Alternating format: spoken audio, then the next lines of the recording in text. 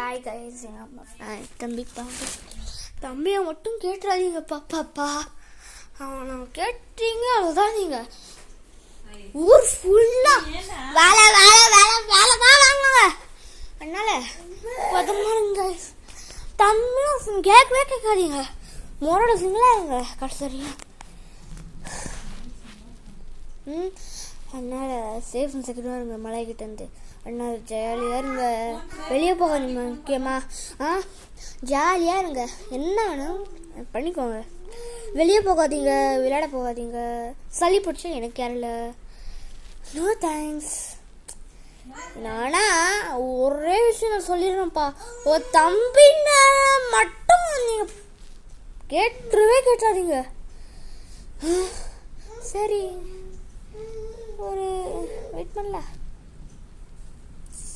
ஆக போகுது. பா.